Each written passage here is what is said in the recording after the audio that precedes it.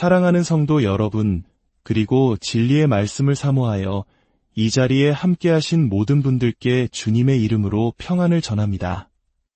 오늘 여러분의 삶은 어떠신가요? 혹시 제자리에 멈춰선 듯한 답답함 속에 계시지는 않습니까? 내일에 대한 막연한 불안감과 낙심으로 인해 마음이 무거우신가요? 괜찮습니다. 오늘 이 시간 하나님께서는 바로 당신의 남은 모든 날들을 위해 말씀하고 계십니다. 오늘 우리가 함께 나눌 이 은혜로운 말씀이 더 많은 영혼에게 전달되어 위로와 소망이 될 수 있도록 구독과 좋아요로 하나님의 선한 사역에 동참해 주시기를 부탁드립니다. 여러분의 작은 손길 하나하나가 누군가에게는 인생의 전환점이 되는 귀한 나눔이 될 것입니다. 이제 주님께서 예비하신 말씀에 우리의 마음을 열고 귀를 기울이겠습니다. 오늘이라는 시간은 단순히 흘러가는 하루가 아닙니다. 바로 당신의 남은 모든 생애와 연결되는 소중한 시작점입니다. 오늘은 내일로 또 그 다음 날로 이어지는 미래의 첫걸음입니다. 하나님께서 당신을 위해 계획하신 그 위대한 미래는 결코 되는 대로 아무렇게나 살아가는 삶이 되어서는 안 됩니다. 지금 어딘가에 갇혀 있다고 느낄지라도 당신은 그곳에 머물러 있을 필요가 없습니다. 낙심하고 있다면 이제 그 감정과 정면으로 마주하고 털어버릴 때입니다. 불확실함에 흔들리고 있다면 말씀 안에서 명확한 길을 찾을 수 있습니다. 우리는 당장 내일 무슨 일이 일어날지 알지 못하지만 모든 것을 아시는 하나님께서는 알고 계십니다. 그분은 이미 당신의 내일 안에서 당신을 기다리고 계십니다. 그러니 담대하게 그 미래로 발을 내디드십시오. 그리고 당신의 삶 속에 임재하시는 하나님의 존재와 그분의 목적을 발견하십시오. 바로 오늘, 바로 지금, 이제는 앞으로 나아갈 때입니다. 우리는 우리를 둘러싼 환경을 뛰어넘고 두려움을 정복하며 믿음으로 미래를 마주해야 합니다. 과거의 아픔을 이겨내고 더 위대한 일을 성취하기를 열망하며 하나님께서 주신 우리의 권리를 되찾고 그분의 능력을 선포하며 마침내 하나님의 약속을 우리의 것으로 주장해야 할 때입니다. 하나님께서는 우리를 위해 더 많은 것을 예비해 두셨습니다. 지금은 멈출 때가 아닙니다. 앞으로, 계속해서 앞으로 나아갈 시간입니다. 우리가 꿈이라는 단어를 떠올릴 때 세상은 조지 루카스나 일론 머스크 혹은 월트 디즈니와 같은 인물들을 생각합니다. 스타워즈 영화를 보고 전기차에 대한 기사를 읽고 디즈니월드를 방문해본 사람이라면 누구나 위대한 성취는 한 사람의 비범한 상상력에서 시작된다는 것을 압니다. 월트 디즈니의 꿈은 몇 장의 만화 스케치와 2번의 실패한 사업, 그리고 애니메이션에 관한 빌린 책 한 권에서 시작되었습니다. 시간이 흘러 그는 사랑스러운 캐릭터들에게 생명을 불어넣었고 고전 영화들을 만들었으며 마침내 디즈니월드와 디즈니랜드, 그리고 에프코 센터를 세웠습니다. 그는 지구상에서 가장 행복한 곳을 창조했고 꿈을 현실로 만드는 사람으로 알려지게 되었습니다. 폐암 진단을 받았을 때조차 그는 여전히 새로운 영화를 기획하고 테마파크를 개발하며 미래 공동체 실험 시제품 즉 에프코디라는 새로운 아이디어를 구상하고 있었습니다. 임종의 자리에서 그는 곁에 앉아있는 형 로이를 향해 병원 천장의 타일을 가리켰습니다. 그는 손가락을 들어 4번째 타일마다 한 평방마일을 나타낸다고 설명하며 그 가상의 지도 위에 자신이 구상하는 고속도로와 모노레일의 경로를 제안했습니다. 그는 마지막 순간까지 꿈을 꾸었습니다. 하지만 이 모든 것을 말했음에도 불구하고 저는 월트 디즈니의 꿈이 너무나도 작았다고 믿습니다. 믿기 어려우시겠지만 오늘 이 말씀을 듣고 있는 당신과 저는 디즈니가 상상했던 것보다 훨씬 더 큰 꿈을 꿀 수 있습니다. 한 사람의 인생을 마법의 왕국을 세우는 데 투자하는 것과 하나님의 나라의 일부가 되는 것은 전혀 다른 차원의 이야기입니다. 그리스도를 따르는 우리는 이 세상을 초월하고 시간을 변화시키며 영혼을 바꾸고 하나님의 영광을 위해 그분의 뜻과 그분의 나라를 확장시키는 위대한 꿈을 키워나갈 수 있습니다. 사실 이것이 바로 성경의 이야기입니다. 성경은 하나님의 나라 안에서 삶이 어떤 모습일 수 있는지를 보고 믿음으로 앞으로 나아갔던 수많은 사람들로 가득 차 있습니다. 수천 년 전 하나님을 믿었던 남자와 여자들의 그 모든 꿈의 이야기들은 우리가 아는 것보다 훨씬 더 깊이 오늘날의 우리에게 여전히 영감을 주고 우리를 인도하며 영향을 미칩니다. 그들의 삶은 우리에게 계속해서 꿈을 꾸라고 상기시켜줍니다. 우리 앞에는 언제나 더 많은 것이 있으며 내일을 기대해야 할 이유는 항상 존재합니다. 제가 여기서 꿈에 대해 이야기할 때 그것은 하나님의 뜻과 상관없이 스스로 만들어낸 인생의 비전을 묘사하는 것이 아닙니다. 또한 고대 선지자들이 초자연적인 영감의 계시를 받았을 때 사용했던 그런 의미의 꿈도 아닙니다. 저는 당신의 인생의 다음 단계 혹은 다음 장을 그려보는 것에 대해 이야기하고 있는 것입니다. 하나님께서 주시는 꿈이란 그분께서 당신이 다음에 하기를 원하신다고 느끼는 것에 대한 마음속 그림과 같습니다. 잠시 꿈의 힘에 대해 이야기해 봅시다. 수백 년 동안 이스라엘 백성들은 모세 시대에 이동식 예배 장소로 지어졌던 낡은 성막 주위에서 예배를 드렸습니다. 그러나 이제 국가는 하나님께서 약속하신 땅을 차지했고 예루살렘은 그 수도가 되었습니다. 이때 다윗 왕은 앞으로 수세기 동안 백성들이 하나님을 예배할 수 있는 영구적인 장소를 꿈꾸기 시작했습니다. 다윗의 이야기는 오늘날 우리 각자가 자신의 꿈을 세워나갈 때 따를 수 있는 중요한 원칙들을 보여줍니다. 첫 번째 원칙, 당신의 꿈을 역사에 뿌리 내리십시오. 사무엘하 7장에서 다윗은 선지자 나단에게 이렇게 말했습니다. 볼지어다 나는 백향목궁에 살거늘 하나님의 궤는 휘장 가운데에 있도다. 다윗은 이 꿈을 붙잡고 그 성취를 위해 앞으로 나아가기 시작했습니다. 그러나 성전을 짓겠다는 다윗의 아이디어는 갑자기 머릿속에 떠오른 것이 아니었습니다. 그 꿈은 이스라엘의 유구한 역사 속에 깊이 뿌리내리고 있었습니다. 수세기 전 하나님께서는 아브라함에게 그의 아들 이삭을 먼 산에서 번제물로 바치라고 말씀하셨습니다. 하나님께서는 그 산을 구체적으로 지정하셨습니다. 아무 언덕이나 되는 것이 아니었습니다. 그곳은 바로 모리아 산이어야 했습니다. 1000년이 흐른 후 다윗과 솔로몬이 성전을 짓기로 계획했을 때 그들은 바로 그 산 모리아 산 위에 성전을 세웠습니다. 성전의 위치에 대한 다윗의 비전은 창세기 22장까지 거슬러 올라가는 깊은 뿌리를 가지고 있었습니다. 그것은 아브라함이 독생자를 기꺼이 제물로 바치려 했던 순종의 이야기에 기반을 두고 있었습니다.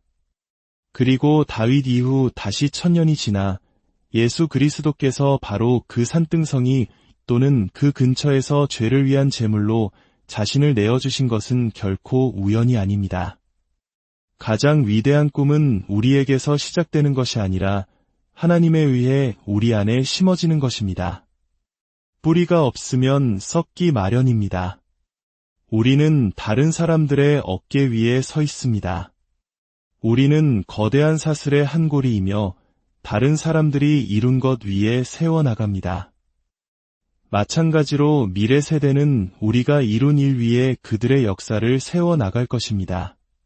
당신의 꿈을 발전시키기 위해 당신이 물려받은 믿음의 유산, 당신이 사랑하는 일, 당신의 삶의 경험들을 생각해 보십시오. 당신의 배경을 돌아보십시오. 당신의 삶의 모든 것은 당신을 다음 단계로 나아가게 하기 위해 준비된 과정이었습니다. 그러니 이미 당신의 삶과 교회에서 일어나고 있는 일을 보고 당신이 있는 곳에서 시작하여 밖으로 그리고 앞으로 나아가십시오. 두 번째 원칙, 당신의 꿈을 그림으로 재현하십시오. 마음속에 아이디어와 뜻이 샘솟기 시작할 때 어디서부터 시작하고 어떻게 꿈을 실행할지 구체화해야 합니다.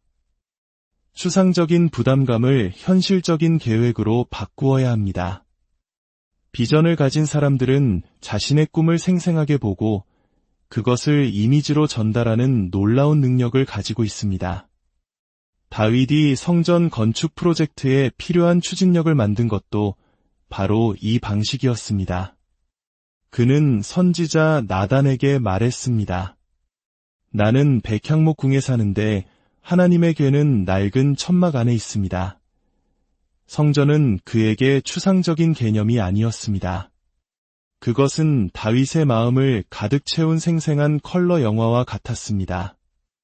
그는 자신의 화려한 궁전과 낡고 해진 성막을 대조함으로써 다른 사람들에게 그 이미지를 전달하고 행동하도록 동기를 부여할 수 있었습니다. 화려한 판벽과 영광스러운 성벽으로 지어진 나의 궁전을 보시오. 그리고 저 낡은 성막을 보시오. 하나님의 집이 당신이나 나의 집보다 더 훌륭해야 하지 않겠소. 미래에 무엇이 될 수 있는지를 보는 능력은 꿈의 실현을 향해 나아가는 데 필수적입니다. 지금 당장 당신의 장기적인 꿈의 최종 성취를 볼 수 없다고 걱정하지 마십시오.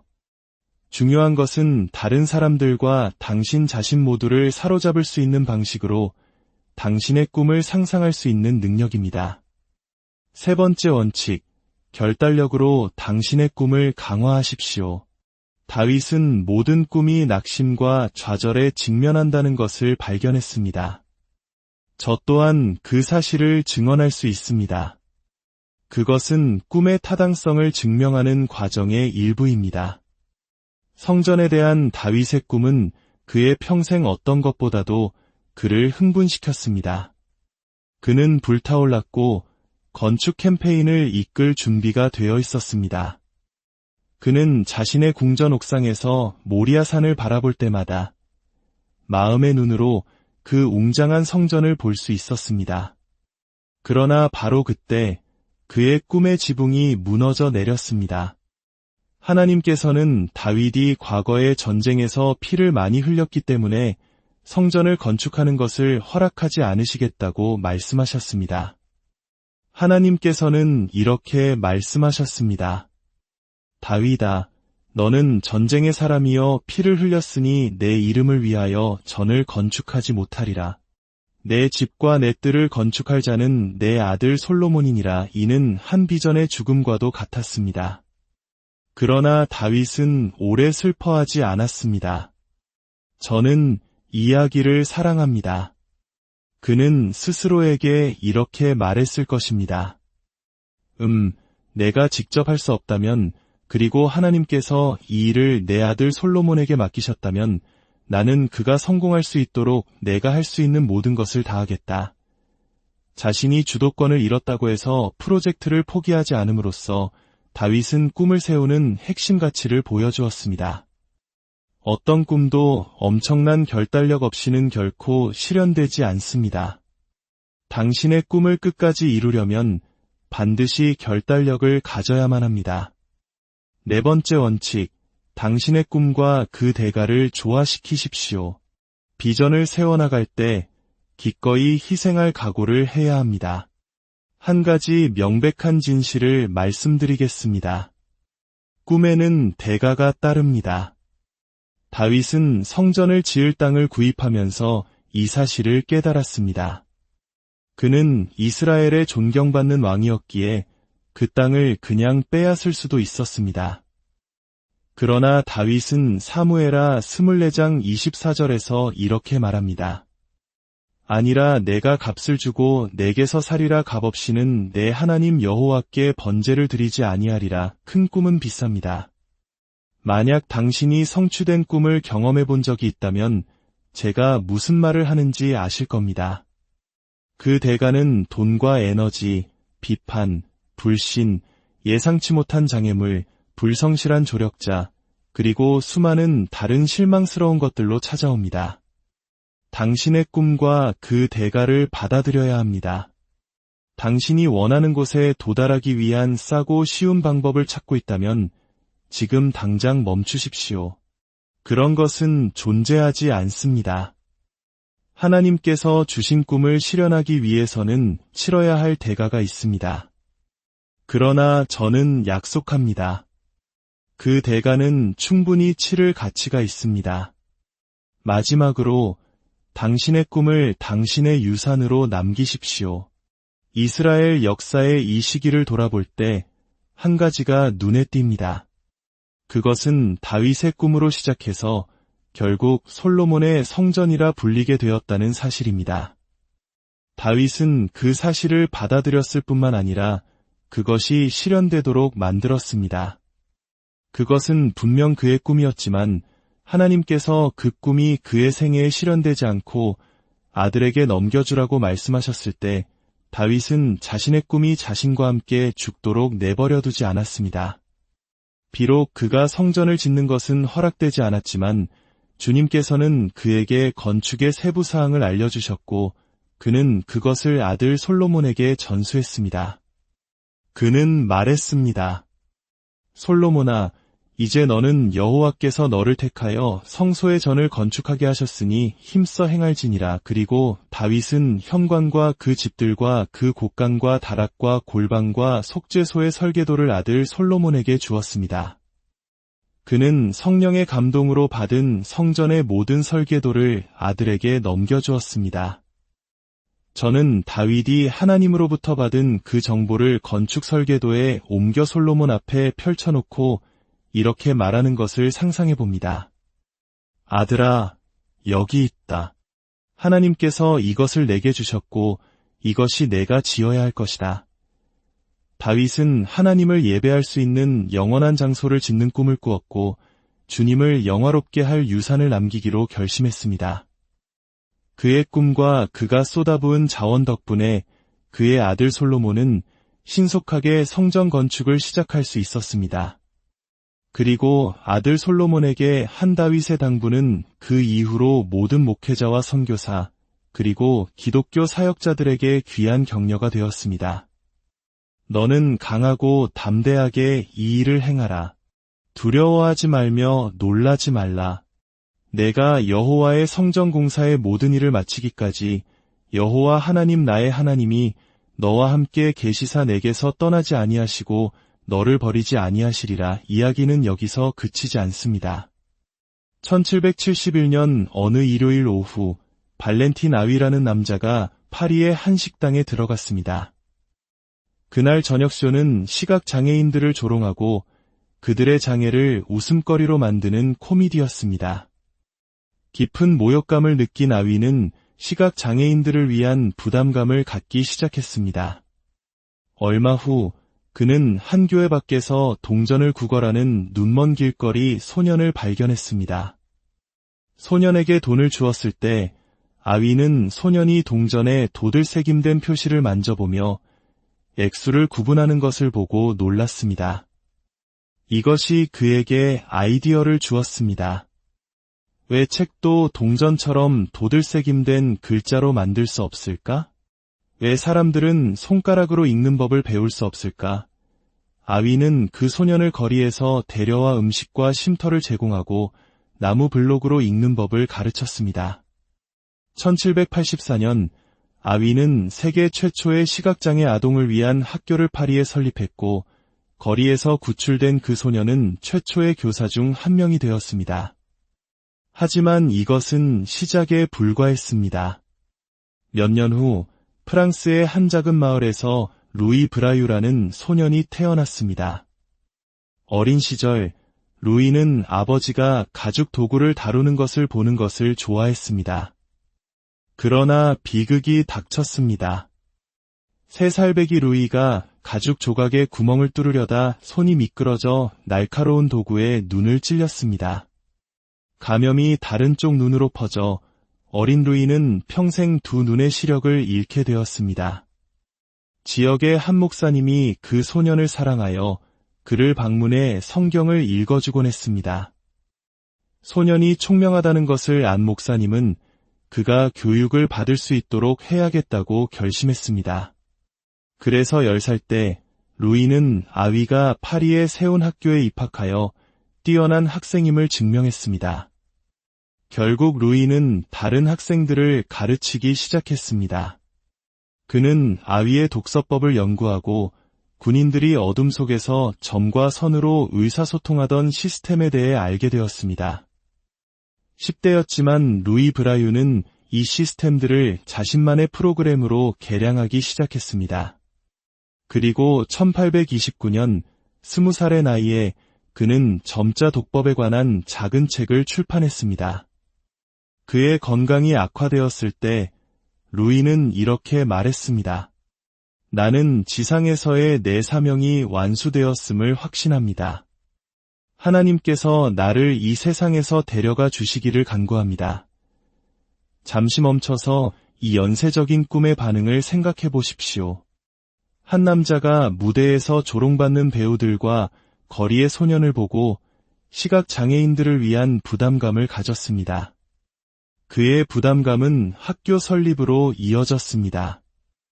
그리고 다른 마을의 한 목사님이 눈먼 소년을 위해 부담감을 갖고 그에게 성경을 가르치며 학교에 보내기를 갈망했습니다. 그리고 그 눈먼 아이 루이 브라유는 아위의 작업을 개선하고 확장하려는 부담감을 가졌고 세상은 바뀌었습니다. 그 결과 수백만 명의 시각장애인들이 거의 2세기 동안 스스로 성경과 다른 책들을 읽는 기쁨을 경험하게 되었습니다. 우리는 시각장애인을 위한 언어를 만들거나 주님을 위한 성전을 짓지 못할 수도 있습니다. 그러나 주님의 일에는 작은 과업이 없으며 하찮은 꿈도 없다는 것을 기억하십시오. 우리의 일은 결코 평범하지 않으며 우리의 수고는 결코 헛되지 않고 우리의 유산은 우리보다 오래 살아남을 수 있습니다. 한 신실한 목회자의 간증이 있습니다. 그는 어린 시절부터 라디오를 깊이 사랑했습니다. 라디오 키트를 조립하는 10대 시절을 보내며 설명할 수 없는 이유로 항상 라디오에 매료되었습니다. 대학생이 되었을 때 그는 한 기독교 FM 방송국에서 방송인으로 일할 기회를 얻었습니다. 그는 뉴스를 진행하고 음악쇼를 주최했으며 성경 말씀을 전하는 프로그램들을 송출했습니다. 그러나 대학 3학년 때 하나님께서는 그를 목회 사역으로 부르셨습니다. 그에게는 복음의 설교자가 되어야 한다는 것이 분명했습니다. 그는 신학교에 진학했고 라디오에 대한 그의 사랑과 열정은 잠시 접어두어야 하는 것처럼 보였습니다. 그의 가장 큰 아쉬움은 바로 그것이었습니다. 평생을 함께했던 라디오를 뒤로하고 하나님께서 완전히 다른 방향으로 그를 인도하시는 것처럼 보였습니다. 그러나 그 후에 일어난 일은 그의 인생에서 가장 놀라운 이야기 중 하나가 되었습니다. 수년간의 목회 사역 후 그는 한 지역 기독교 방송국에서 매일 말씀을 가르치는 프로그램을 시작했습니다. 그리고 나머지는 역사가 되었습니다. 오늘날 그가 시작한 그 말씀 사역은 수천 개의 라디오 방송국을 통해 전 세계로 퍼져나가고 있습니다. 보시다시피 하나님께서는 그의 꿈을 빼앗기 위해 그를 사역으로 부르신 것이 아니었습니다. 하나님께서는 그의 꿈이 너무 작았기 때문에 그를 부르셨던 것입니다. 하나님께서는 그의 삶에 대해 훨씬 더 좋고 훨씬 더 큰 계획을 가지고 계셨습니다. 이 모든 성경의 말씀과 감동적인 이야기들을 통해 제가 여러분께 전하고 싶은 한 가지가 있습니다. 당신은 당신의 삶을 위한 하나님의 비전을 신뢰할 수 있습니다. 당신은 느헤미야처럼 하나님께서 내 마음에 주셨다고 고백할 수 있습니다. 하나님께서 당신의 마음에 무언가를 심어주시고 꿈을 주셨을 때 그것을 실현할 때까지 결코 멈추지 마십시오. 그러면 당신은 이 땅 위에서 가장 복된 사람이 될 것입니다. 당신이 인생의 어느 계절에 있든지 당신의 가장 빛나는 날은 바로 코앞에 있을 수 있습니다. 과거를 놓아주십시오. 틀에 박힌 생활에서 벗어나십시오. 하나님께서 당신의 삶의 다음 단계를 위해 계획하신 모든 것을 향해 앞으로 달려가기로 선택하십시오. 그러나 기억하십시오. 이 앞으로의 여정은 결코 우리 혼자 하는 것이 아닙니다. 단 한 걸음을 내딛기 위해서도 우리에게는 예수 그리스도가 필요합니다. 주님께서 여러분 각자의 마음속에 위대한 꿈을 심어주시기를 소망합니다. 세상의 헛된 꿈이 아닌 영혼을 바꾸고 하나님의 나라를 세워가는 거룩한 비전을 품게 되기를 기도합니다. 여러분의 삶이 다윗처럼, 루이 브라유처럼, 그리고 수많은 믿음의 선배들처럼 다음 세대를 위한 축복의 통로가 되기를 바랍니다. 여러분의 발걸음마다 주님의 은혜와 평강이 넘치기를 우리 주 예수 그리스도의 이름으로